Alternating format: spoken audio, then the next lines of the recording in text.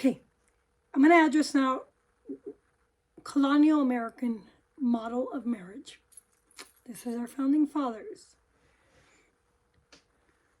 The English canon and civil laws were imported to this country by early settlers.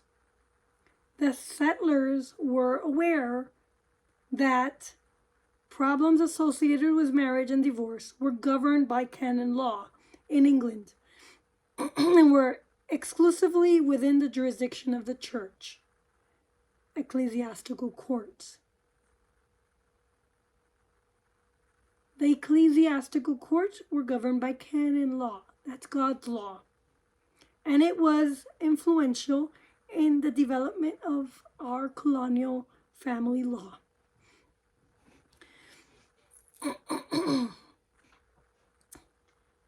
During America's colonial period, bear in mind, there's only 13 colonies. It wasn't as big as today. It was small. The rest of America, what is known to be the U.S., was Spanish and French law. They were under Spain and French and France rule.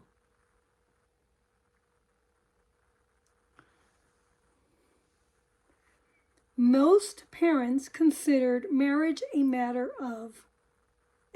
too serious to be left to the individuals directly concerned.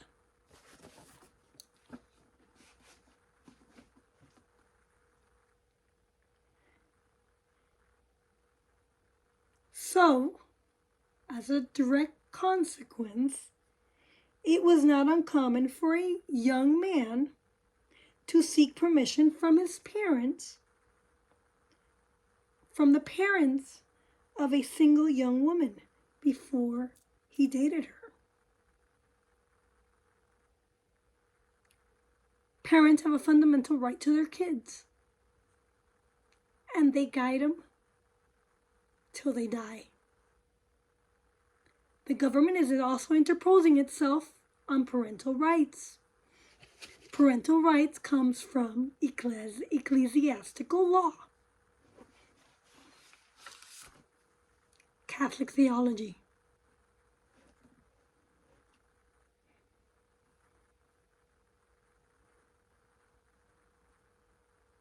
Legally, the father of the girl had the right to permit or deny consent to marry. They're your parents. You first must adhere to your parents' law before the government's law. They rule over you while you're living in their home, and they educate you. They raise you and they train you. It is their right. Meg Froelich wants to change the laws for abuse and neglect cases, and they want to deny the father's right to their kids, or a mother's right. It concerns me because Meg Froelich is a secular politician, atheist, or I have no clue what her religious background is or what her values are. But I do know that her values are aligned with the socialist agenda. And her views, whatever her Christian views were, whatever her upbringing was, has been corrupted.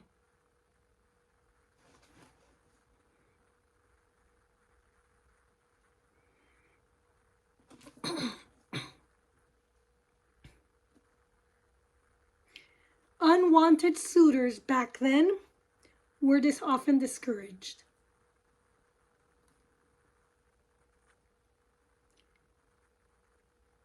When the father let it be known that he intended to withhold financial assistance if his daughter married a prospective suitor without parental consent. Parental consent is a fundamental right.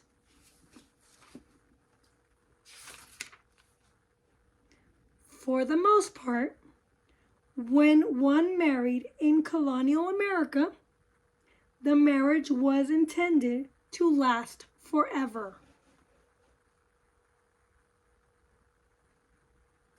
And the law reflected this view by making it difficult for married couples to divorce or separate. Family law is a church jurisdiction.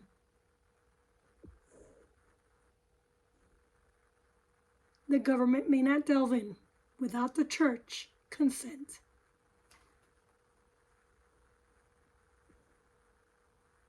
The church has every right in this area, and it's given a right in the First Amendment. So, that said, can you be a woman if you're a man? No! Donald Trump, don't waffle here. Know the place of the church. This is church jurisdiction. Stand up.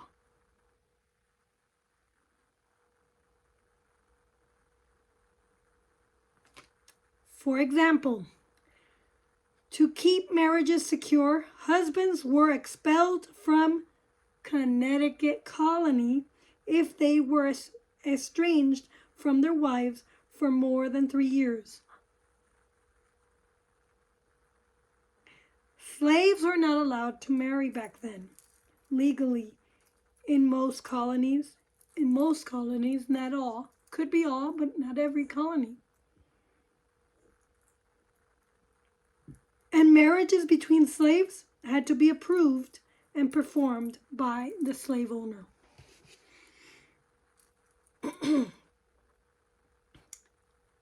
This is where racial intermarriages in most states were prohibited because of the different religions.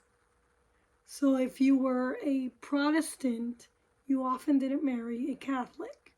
Kind of conflicted a little bit because they were protesting Catholicism. If you were a Jew, you didn't marry a Catholic. But in a Catholics, you can marry and interface. The person who is marrying a Catholic must agree to teach Catholic principle.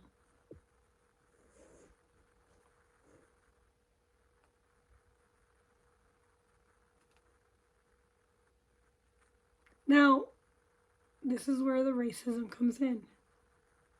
Back then, a white person couldn't marry a African person. Or a mulatto.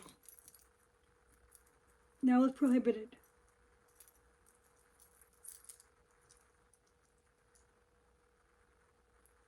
And a person who violated this law would be fined. Okay. Now that is the extent of discrimination that I'm not going to delve in. I believe that our laws have evolved, and now you can marry whoever you want, and that's fine. However, certain things are still church law.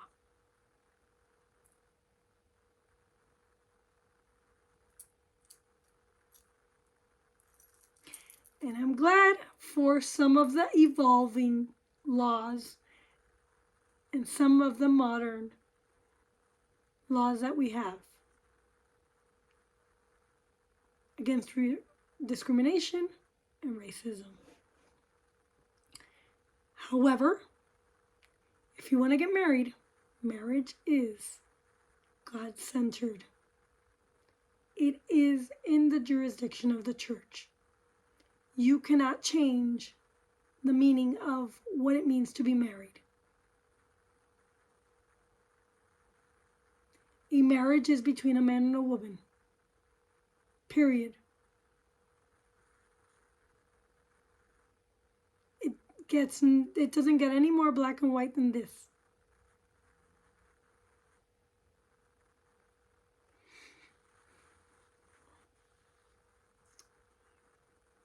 During the 19th centuries and early 20th century, the patriarchic family model predominated the United States. And there is good reason for this. The husband was the legal head of the household. He was supposed to be godly and lead his family spiritually. If the people had a God-centered marriage, it would be seen as healthy.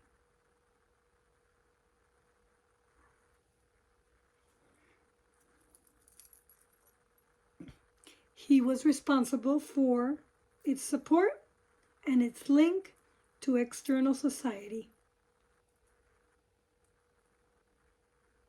While the wife was the mistress of the home, and she was responsible for the day-to-day management of internal affairs. It's kind of like Congress and the president.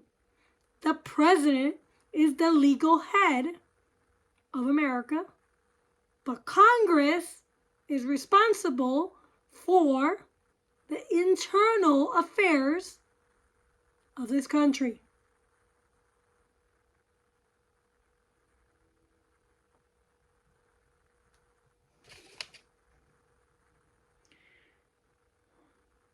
And the wife is responsible for the care and education of the children. It is my duty to educate my son, not the government's role. If I decide to put my son in a school, I expect that school to meet my expectations.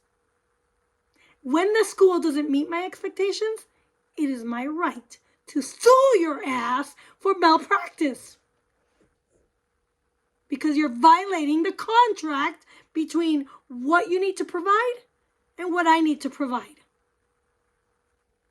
And right now, the government is interposing itself in our education system and the rights of the mother to provide a good education and care for her children.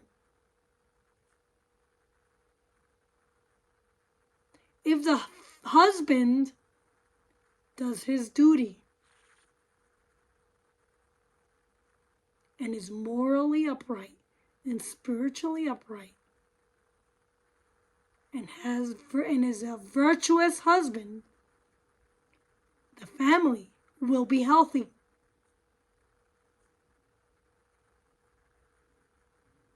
But the Marxists have directly attacked the family. And Protestants have gone too far in attacking the Catholic Church. That's what we're seeing in this life in America today.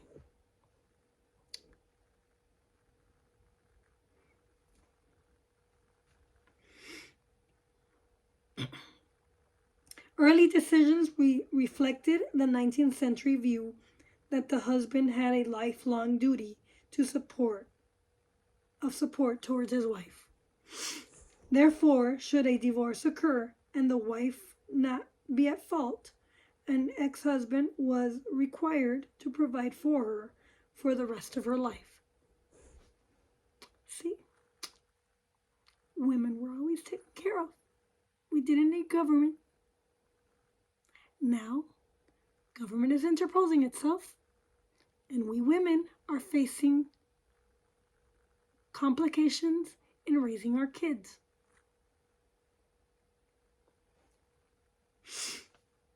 The modern model of marriage. In the United States, it was not until the 1960s our revolution, that the prevailing views about marriage and divorce came under close critical scrutiny. Yep, thanks to socialist agenda and policies, we see a rise in mental health and illiteracy, resulting in dramatic changes based on newly emerging social values. The secular world, the anti-God world. Many of the changes came about because of an ever more involved United States Supreme Court. And others were the product of state legislation, sometimes based on model acts, but more likely written in response to federal legislation mandates. Mandates are not law, unless they adhere to the Constitution, which embodies God's law. Today, there are many arguments surrounding what constitutes a family. The value of marriage, whether a gay and lesbian should be allowed to marry, and the proper grounds for divorce. That is government interposing itself and violating the First Amendment. And I'm a paralegal, I'm not a lawyer, but I am a legal expert. I've been thinking about this for over a decade.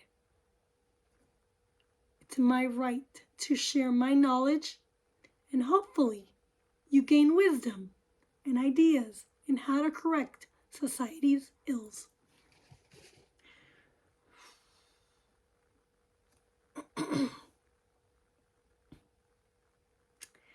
There are some who suggest that marriage is the best, most promising foundation for lasting, growing individual and family happiness and security. That is my position. If we want to raise good children, we need to keep the marriage and the family strong. It is also very settled in our republic that the home is the place where we get our first ideas about ourselves, our attitudes towards other people, and our habits of approaching and solving problems. If we continue to allow the government to interpose itself into our schools and family life, usurping the parents' rights and the family's rights, we will find ourselves in a society that is much like a totalitarian government. We will lose our life, liberty, and pursuit of happiness.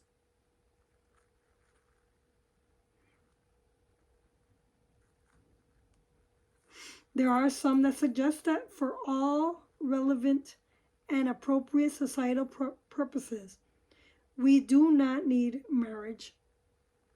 I disagree with that position. We do need marriage. And the government must step out of the realm of the church jurisdiction. They're directly usurping the church right, which is embedded in the First Amendment Establishment Clause.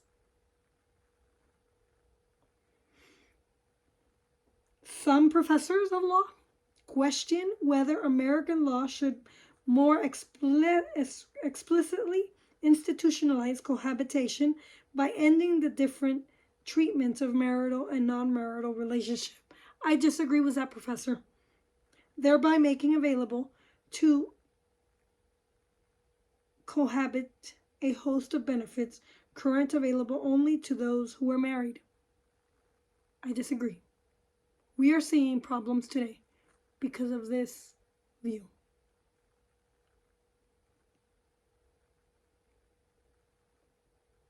Family law continues to evolve and reflect an ever-changing American culture. Our American culture and values come from the Constitution and the Bill of Rights. If you do not agree with the Constitution, we have no unity as Americans. We need to unite and find our values again in the Constitution and our God-centered country. You are American if you believe in the Constitution or the Bible or both.